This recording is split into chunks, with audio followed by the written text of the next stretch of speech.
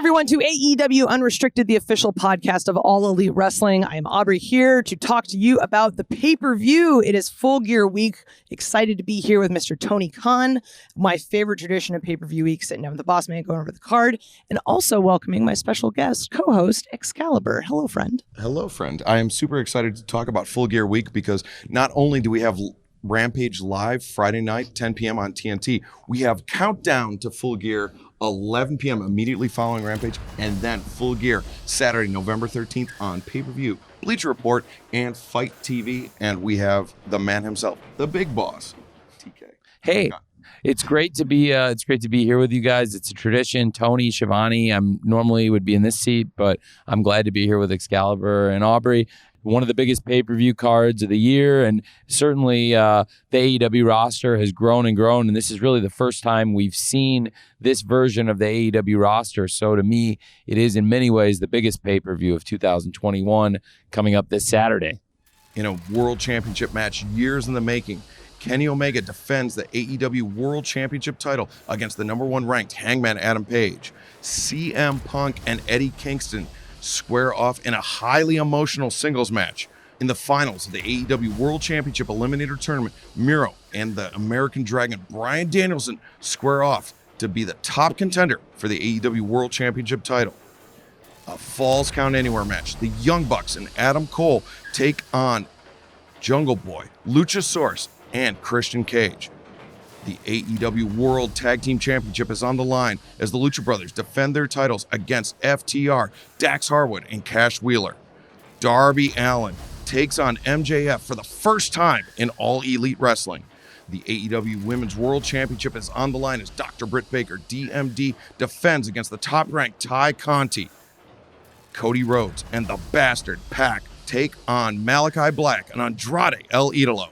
And in a Minneapolis street fight, the Inner Circle take on the Men of the Year, Scorpio Sky and All Ego Ethan Page, along with American top teams Dan Lambert, Andre Arlovsky, and Junior Dos Santos. All right, I want to talk about our main event to kick off this podcast overview. This is a match that is years and years in the making. We've got world champion Kenny Omega versus Hangman Adam Page, former tag team partners, former tag team champions. We're seeing a rematch from last year's World Title Eliminator Tournament. Now in the main event of Full Gear. This match is insane, Tony. Yeah, a year ago, these were the top two contenders fighting for the right for a title shot. Of course, Kenny Omega won the Eliminator Tournament. It was a huge match a year ago at Full Gear 2020. They had been the tag team champions. And again, this match at Full Gear 2021, this match on Saturday night on pay-per-view, it's years in the making. And it's, I think, the most anticipated match in wrestling in many ways.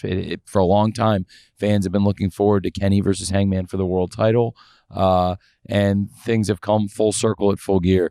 And I think it's going to be a great, great match. And the fans all over the world want to know what's the future of the world title in AEW. Is it going to be Kenny or Hangman?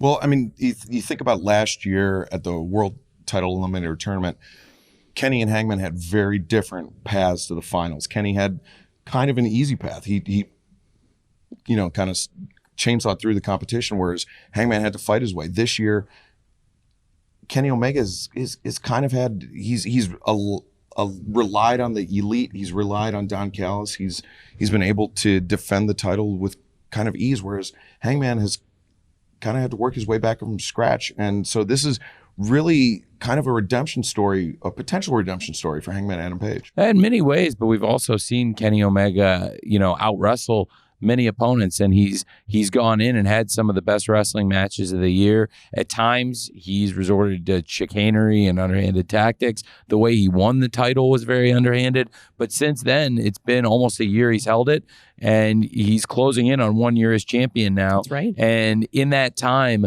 there have been some of the best matches I think we've seen in that year span, and we've seen him, I think, run the gambit of opponents, and now it's finally the culmination. It's going to be really such a huge main event, and it's very fitting because we have such a stacked card, and of course with such a great loaded lineup, you have to have a great main event, and this is a great main event years in the making. I mean, to Kenny's credit, you don't become the longest reigning AEW world champion by accident. Absolutely not. And in that time, again, you can question how Kenny won the title, but nobody can question the great wrestling matches he's had and the way he's really helped elevate the company in the championship in his time as champion. And so I have to say that, this is on a loaded lineup. This is a match that I think to many people is the most anticipated, but there are so many really anticipated matches on this card. And for Kenny and Hangman, I think it's a very fitting main event on the first show where we're really showing off our new lineup. At All Out, we introduced so much new talent. Of course, it was advertised, the debut of CM Punk, and now CM Punk wrestling again in a huge match on this card against Eddie Kingston, who's one of the great breakout stars in AEW. In our short time as a company, we've launched some great careers, and I think Eddie Kingston, I know for me personally, in the time since we started, I'm just very proud of his development. I'm proud personally of his growth as a person and also as a professional wrestler. And this is truly, I think the biggest stage he's ever wrestled on. And for CM Punk and Eddie Kingston also to be on the show, it really speaks to, again, what a stacked lineup we have and how loaded Full Gear is going to be this Saturday on pay-per-view. So let's talk a little bit, because you mentioned Eddie Kingston being a breakout star and being such a huge part of AEW. And I mean, he and Punk had an amazing face-off on Rampage last week. There was a lot of heart. There was a lot of maybe some truth to it. They were basically going at each other's throats already. Absolutely truth. Absolute truth. Absolute truth. You've been there. They've slept on your couches. You've seen it. It's yes. But then we see Eddie Kingston come out with this article in the Players Tribune, and we see how much Eddie Kingston has gone through and how much he's fought and how he's gotten to this point. And I don't think I've been this emotional for a match before it's even started before. Absolutely. There's to me, it feels like two prize fighters, and it's a real issue. And I'm very excited for the match, and I'm also very excited to hear more from the men ahead of the match on Friday Night Rampage. Yes. And again, hearing more from Eddie Kingston after what he said in the Players Tribune, and we've heard so much from CM Punk. He's had some of the biggest segments we've had in the history of the company since his arrival just a few months ago. And again, this is the first time the whole roster has been shown off. We did the biggest pay-per-view numbers we've ever done for our last show just a few months ago, All Out, which was the debut match of CM Punk, and it was where a lot of the new stars arrived in AEW. But this pay-per-view, Full Gear, is the first time we've had this whole new roster wrestling on one card, and it's very fitting that CM Punk versus Eddie Kingston is on this show. I think it's going to be a great, great match. And again, talk about a highly anticipated match, a dream match. A year ago, people maybe thought it was possible that we could come back and see a Kenny Omega versus Hangman Page match. I think it was a dream match. And again, for them to be fighting for the title, it's years in the making, but nobody expected a year ago that they would be seeing CM Punk versus Eddie Kingston in AEW. And that's really what Full Gear is all about. It's a stacked card, dream matches you knew you wanted to see, and dream matches you never thought you might see. So this is a really interesting match where you have two guys that walked somewhat parallel paths. You have CM Punk, who was in the spotlight, but he really worked and he strived for that. Where you have Eddie Kingston, who, he had so many factors outside of wrestling that was drawing his attention. And so maybe he couldn't commit himself fully to wrestling. Well, I think there's a lot of factors in how somebody quote unquote makes it. And frankly, no matter how you slice it or dice it, like, however your criteria is for making it, whatever you want to say, CM Punk absolutely made it as a pro wrestler from the ground up, built his career. And, hard work often pays off. And in the case of CM Punk, hard work paid off, and it paid off over the course of many years. And he became a star. And over the last 10 to 15 years, CM Punk's one of the greatest stars in pro wrestling. He was out for 7 years and he's back, and it's changed AEW. And right now in 2021, it's one of the big stories in pro wrestling. Eddie Kingston, hard work also paid off, but it took a lot longer, and it really didn't pay off until about 2020. And so again, parallel paths, two men who worked very hard with very different results. And now Eddie Kingston is experiencing great success himself. And here these two men are. And it's amazing where the road has led them. And again, this is a dream match. I don't think anybody really anticipated they'd be seeing on this pay-per-view, but it also goes to speak what a great year this has been for wrestling. And now the last pay-per-view of 2021, the first time we've shown off this new stacked AEW roster, the established stars that we built our company with. Eddie Kingston, someone who came in along the way and built his career up. And of course, CM Punk, the most prized free agent out there in wrestling for so long. He's here in AEW, and this is a dream match. I mean, you say 6 months ago, I couldn't even see this match happening 2 months ago. So it's kind of wild. Yeah, it's pretty awesome. Constantly being surprised by working here. It's amazing. I mean, it's almost like CM Punk stepped away from pro wrestling for 7 years. Eddie Kingston walked into that vacuum, and he really capitalized on it. And now it's just kind of a battle of wills, battle of pride. Absolutely. Absolutely. Speaking of walking into an opening, we had a world title eliminator tournament happen. And around, I think it was the second round, we had Orange Cassidy versus John Moxley. And John Moxley, unfortunately, had to step out of the tournament. And Miro, the Redeemer, taking this as his opportunity to come in and defeat Orange Cassidy. Well, it was a logical substitute. Absolutely. He was the highest ranked wrestler in the competition. And he, at the time, he had just lost the TNT Championship, and his undefeated streak had just been snapped. So he absolutely was qualified for the Eliminator 100%. tournament, but he wasn't really ready, it seemed, to come back to competition. He made that pretty clear when we put the field together. So all of a sudden, it was an opening, and I'm very glad, again, as we've said, that John's taken the time to get well. He had worked himself into a great position in this tournament, but he also made a very brave decision to take care of himself and also look out for his family and get himself well, which is in the end, it's great for everyone in the long term, especially John and his family, but all of us too, as fans of Mox and everyone here in AEW. But it did open up a spot in the tournament, and I think for Miro, now was this God's plan for Miro all along? Is this why things turned out the way they did with the TNT Championship run Miro had, and now is this a different path for him to something else? And I wonder, and I'm very excited for the match. But you were just about to talk about I think his opponent. I mean, we have been talking about this free agent crop and about the new roster, and we've spoken about CM Punk coming into AEW, and I think since our last pay-per-view, it's very, very, very, very noteworthy, and it's kind of a dream come true for all of us here as wrestling nerds, the three of us sitting here, and also the kind of people that would, frankly, listen to Unrestricted. It's a dream come true that Bryan Danielson, the American Dragon, has come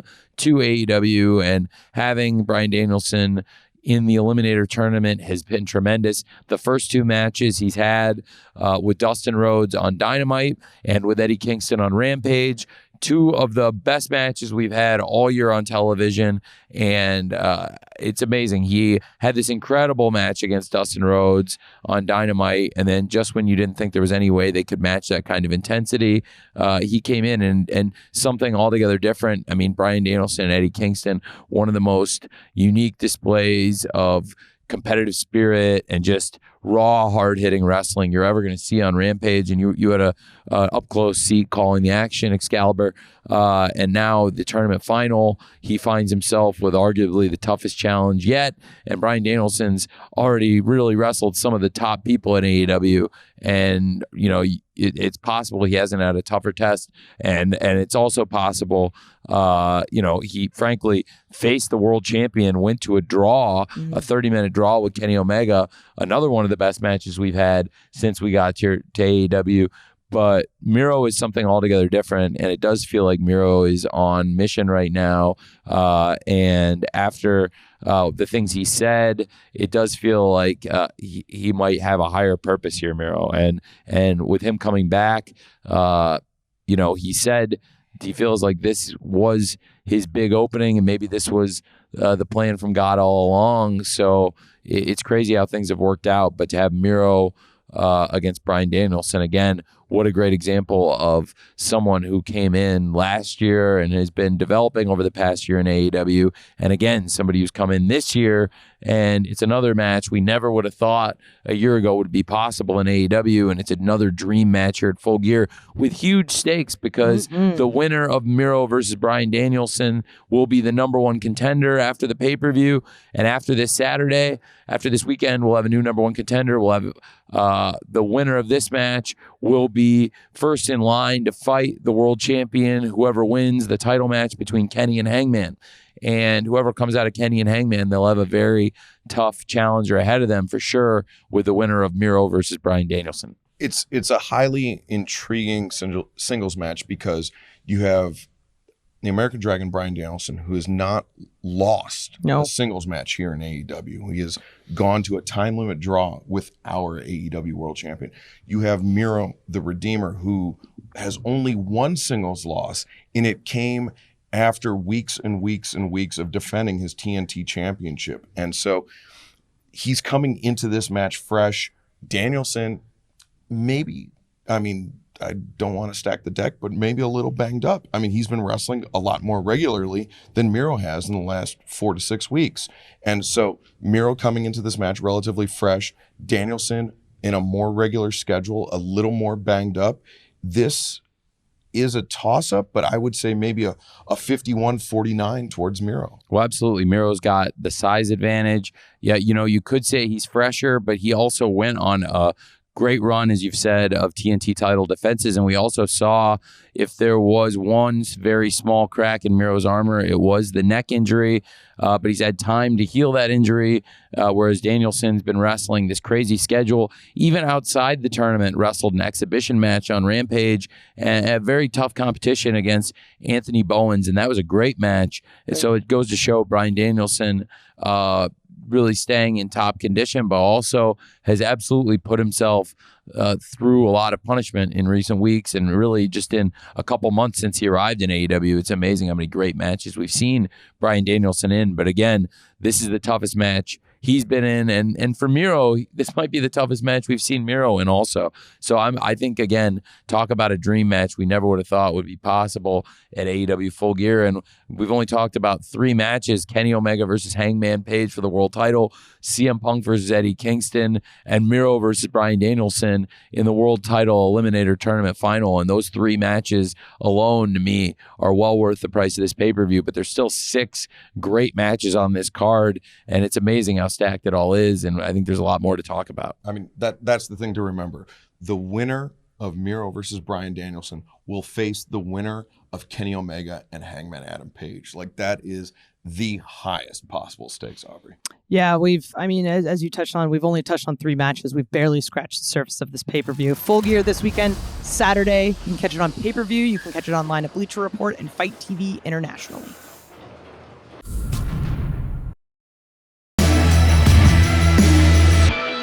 We are back here with AEW Unrestricted Excalibur, Tony Khan, Aubrey Edwards. We are hours away from Full Gear live this Saturday night on pay-per-view. Fight TV, Bleacher Report, AMC theaters in the U.S. You have no excuse not to watch it this weekend. And we have the Minneapolis Street Fight, the Inner Circle versus Scorpio Sky, Ethan Page, and American top teams Andre Arlovsky, Junior Dos Santos, and Dan Lambert. Oh, I love this. I love this so much. It's going to be such a huge, huge card, and this is a huge, huge match. I'm really excited to see Dan Lambert in the ring. Yes. And I have to say, to get some former UFC heavyweight champions with Andre Arlovsky and Junior Dos Santos out there, it's pretty amazing as it is, but then getting Dan Lambert in the ring is the cherry on top. Scorpio Sky and Ethan Page, since they got with American Top Team, they've been on a roll. And they've really had the Inner Circle's number, like we've seen nobody have the Inner Circle's number. How many people in the history of AEW have ever pinned Chris Jericho twice? And Scorpio Sky has that distinction.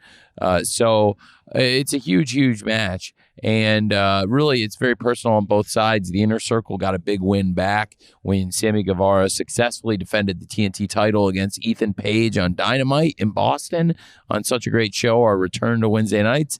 And I think this is another massive match, and I'm really excited about the Minneapolis street fight. But again, I'd be remiss if I didn't just stress I'm excited about seeing the Inner Circle maybe getting their hands on Dan Lambert. Well, I mean, everybody wants to see Dan Lambert get his ass kicked. Yes. But here's the thing. You have Junior Dos Santos and Andrei Arlovsky, two of the most potent knockout artists in UFC heavyweight history.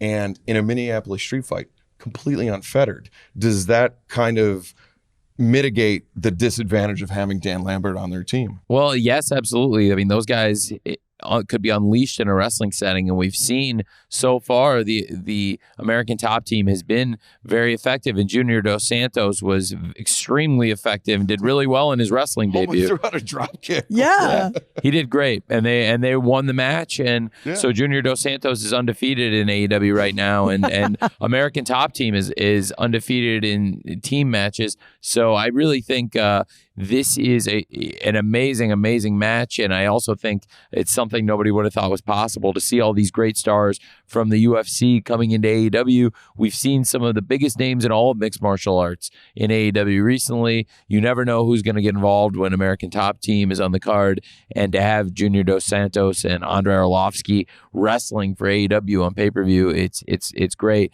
And Dan, I mean, to be honest, outside of the shows, Dan and I are good friends, and I really like Dan a lot, and he's one of the biggest wrestling fans I've ever met, and I'm a big wrestling fan, so that's why we became super close.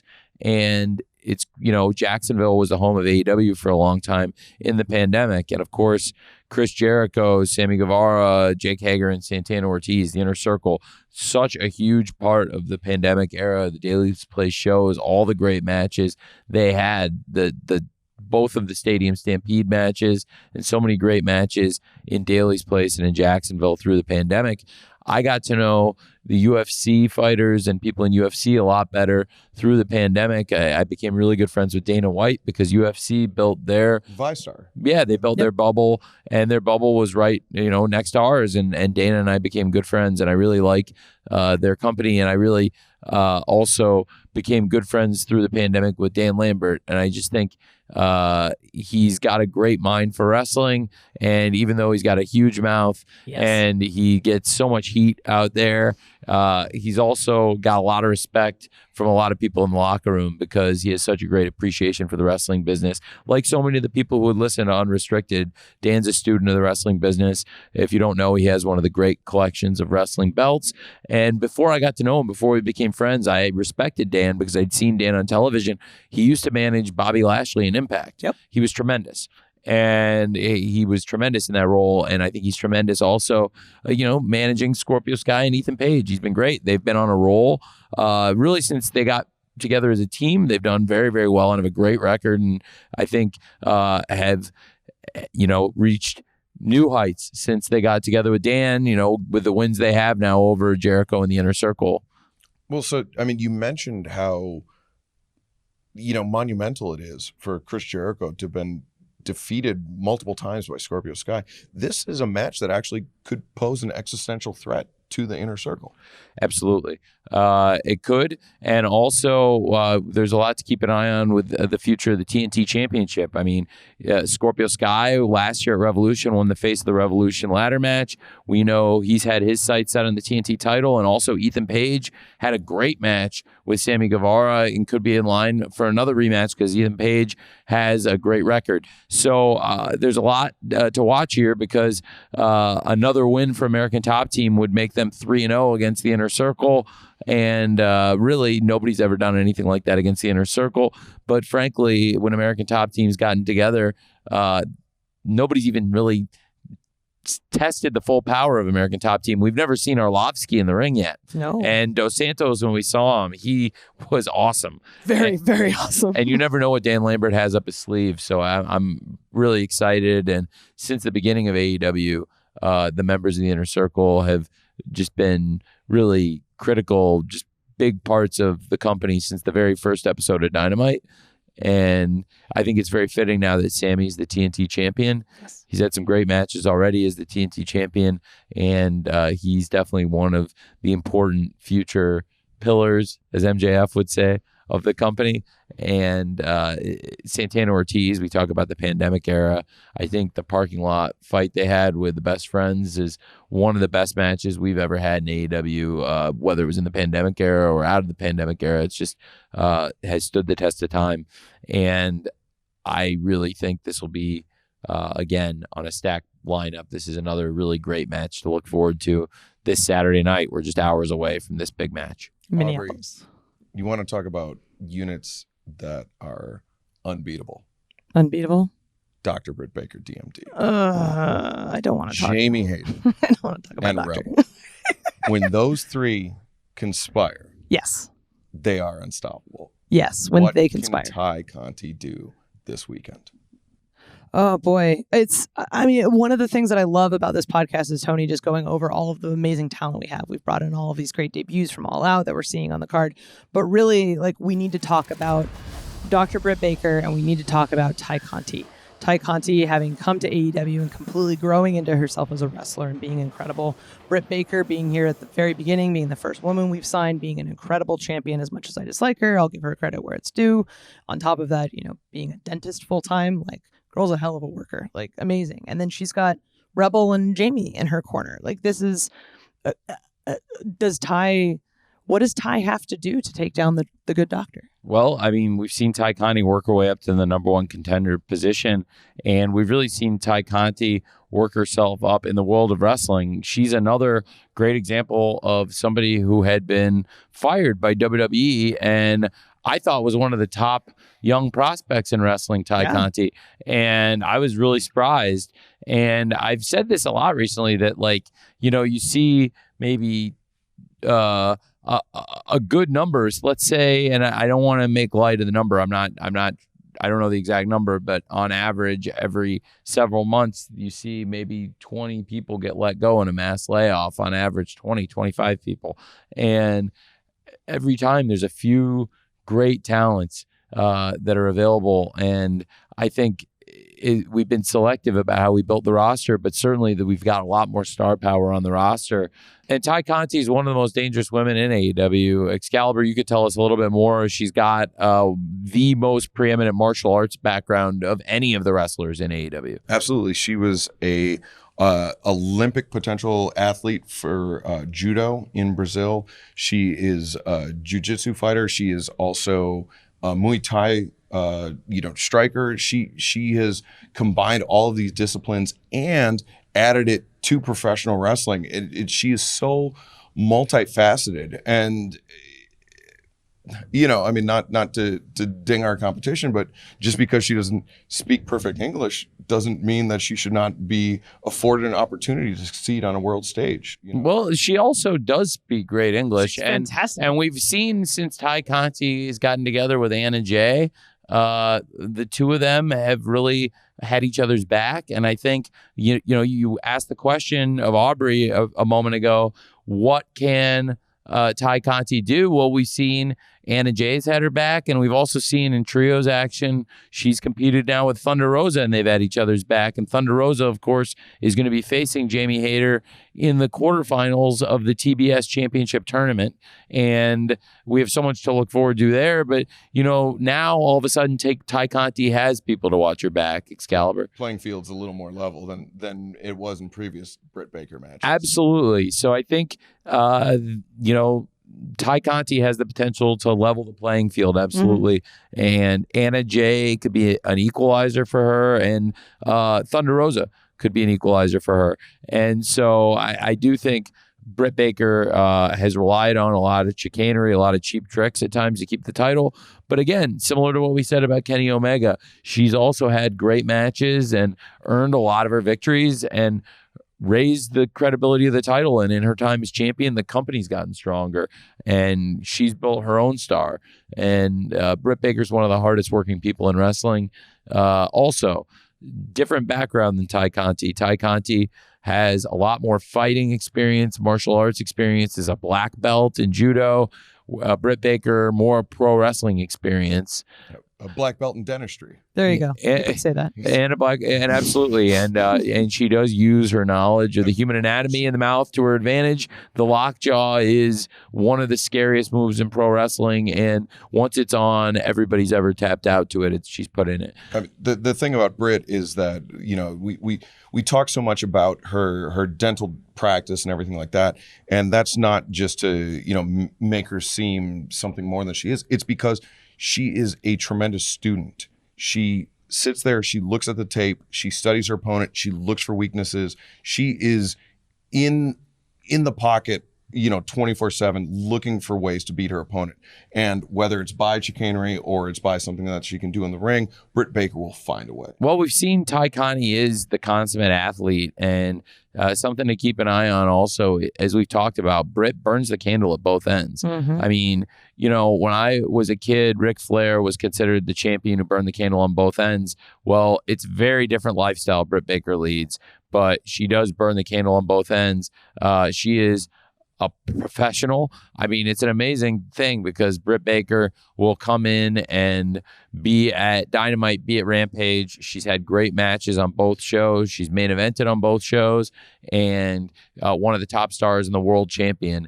And then she'll go out and have a few drinks, and she'll go fly back and then work 5 days in the dental office and come back and do it all again. So it's amazing the work she puts in. And in between those shifts to the dental office, like you said, she's in the gym, she's preparing for her opponents, but she's also wrestled a really tough schedule. We've already seen her get injured once in this title reign, and she's dealing with a couple of different injuries now.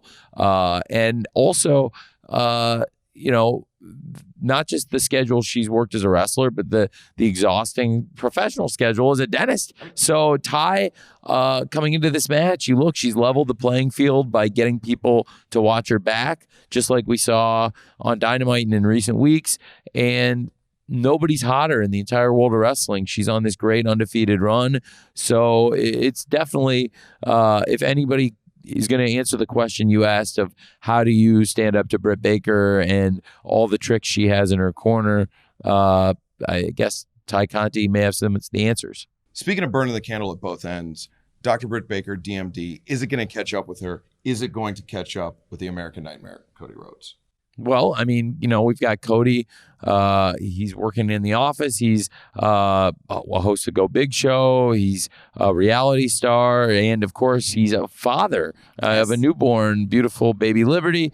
And we've seen he's also got involved helping out Pac recently in Pac's rivalry with Andrade El Idolo, which Andrade El Idolo took very personally. And now he's got a grudge with Cody. And furthermore, Malachi Black, who is an old friend of Andrade El Idolo's, has gotten involved. And Cody's got a very personal rivalry and a lot of unfinished business with Malachi Black. So it's led us into this big match.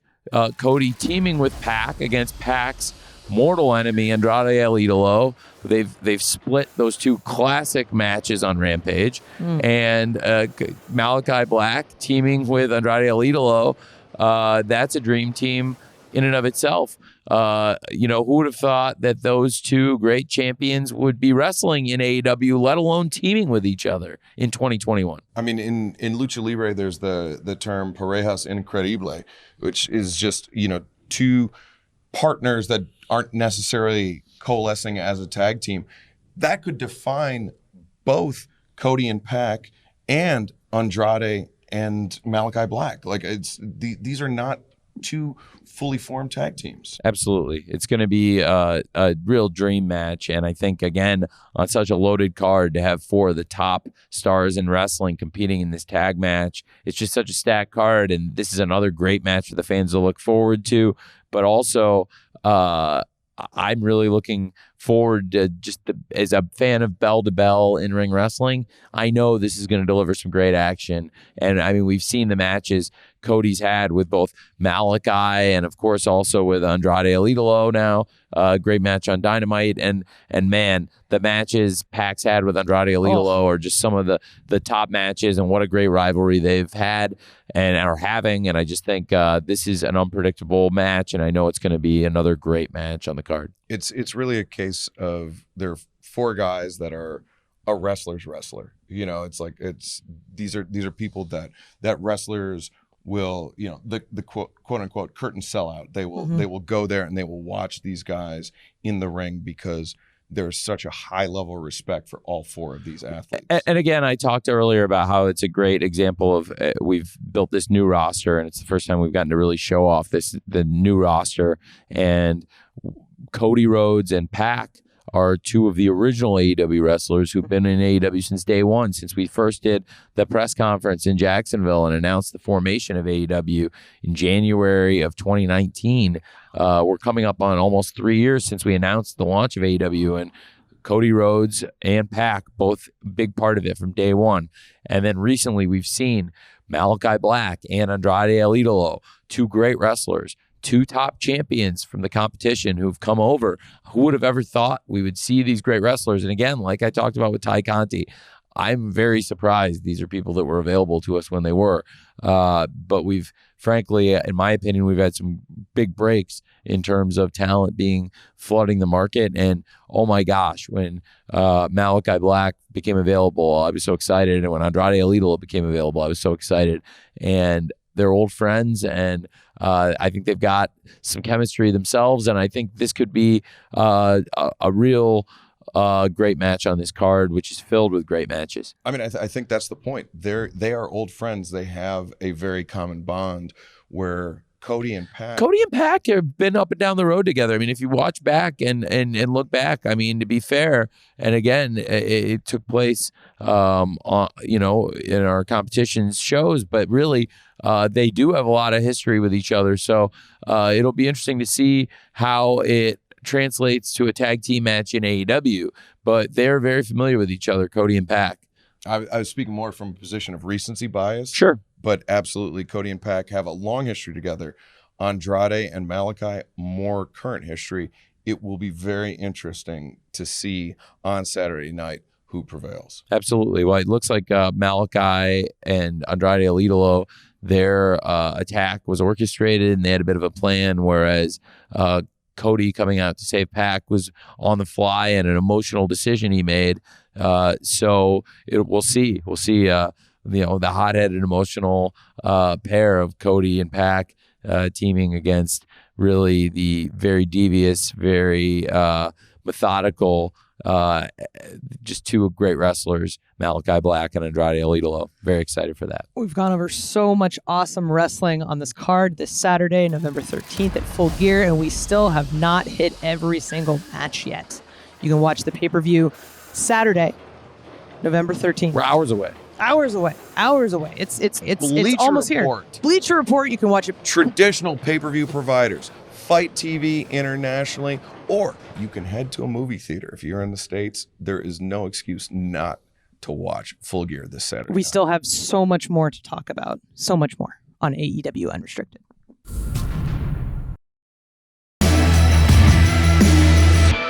This is AEW Unrestricted, official podcast of All Elite Wrestling, and we are talking about Full Gear. We've already been over 6 incredible matches that you can see this Saturday, literally hours away, happening this Saturday at the Target Center in Minneapolis. I am so absolutely stoked. I want to talk about the tag titles. We've seen current champions, the Lucha Bros, have faced off against FTR when they appeared as Los Superanas, and they took the AAA tag team titles from them. They've just been going at each other's throats. We've had FTR being used by Andrade to take out the Lucha Bros. There's so much happening here. Well, Tony. FTR are the former champions. They've been waiting for this match for 1 year. It was at Full Gear last year where FTR lost the World Tag Team Championships, and they've been obsessed with winning the titles back for the past year. And in that time now, they did regain some gold. They became the AAA Lucha Libre Tag Team Champions at the expense of the Lucha Brothers. Mm-hmm. And in doing so, FTR, with their great record, made themselves the clear number one contenders. Yes. And now they're in great position to win the World Tag Team Championship back from the Lucha Brothers. But the Lucha Brothers, I think, two of the most exciting pro wrestlers in the world, but they have a real edge. And right now, we were seeing them coming off the biggest win of their career at our last pay-per-view, All Out, beating the Young Bucks to win the AEW World Tag Team Championship. And the Lucha Brothers are big match wrestlers. So I do think there's a very, very good chance that we will see just a classic match here. Knowing these two teams, I have to think this is going to be a great match. I mean, the match they had on Dynamite when FTR pulled that ruse, where again they were dressed as Las Superanas masquerading, and where they stole the AAA Tag Team Championship. Of course, Dax Harwood hit Phoenix with that tag team belt in the head mid-rotation as he was on a moonsault, and then dropped him with a brainbuster, and Phoenix was out a few weeks. And then just a few days later, they also jumped Penta and put him out.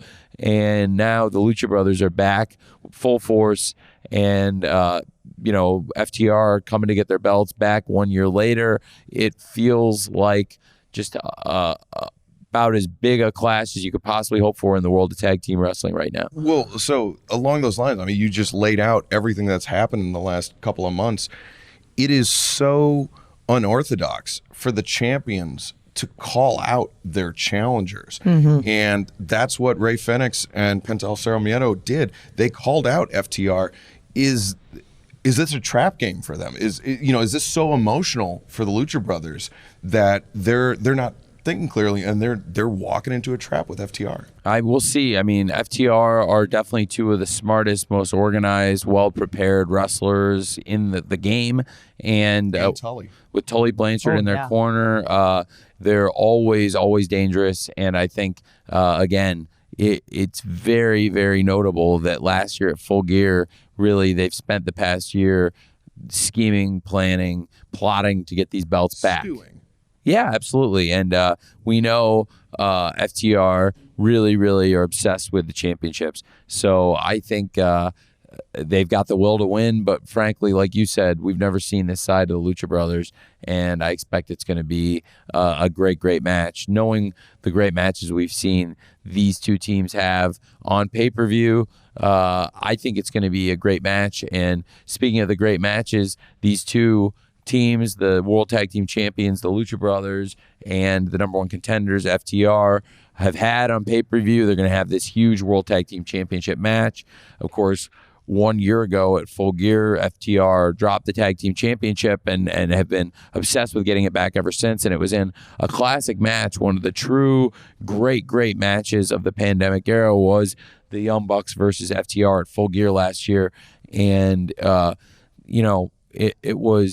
it's pretty amazing to think in a year how much things have changed and what's happened with the Young Bucks in that time. And of course, at our last pay-per-view, they went out and had that steel cage match against the Lucha Brothers. The Lucha Brothers now, as we've said, are the World Tag Team Champions. That was such a great match, and what a great effort from both teams.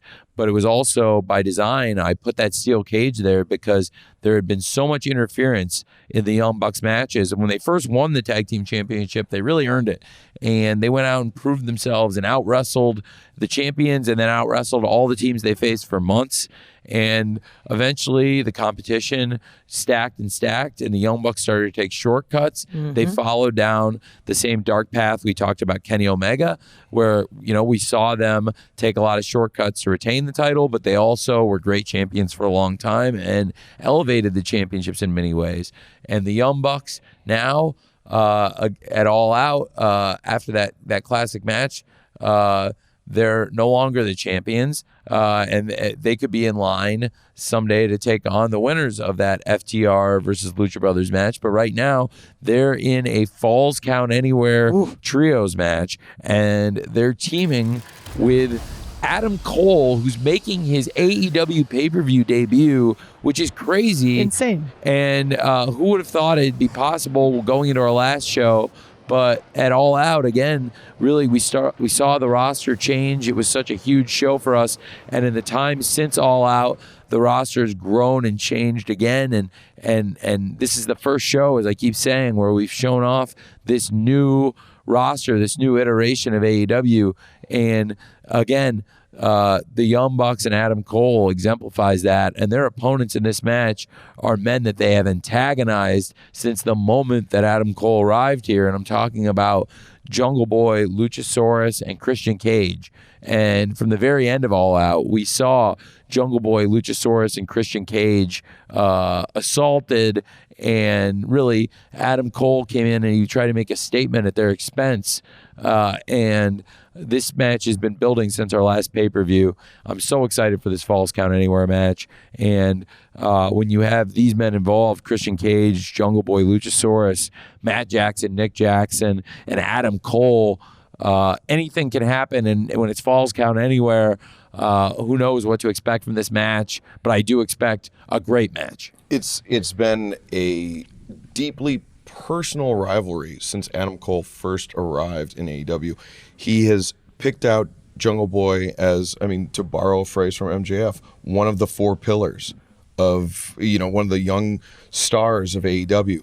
Adam Cole identified Jungle Boy as that, and he has taken it upon himself to just completely obliterate Jungle Boy at every possible occasion.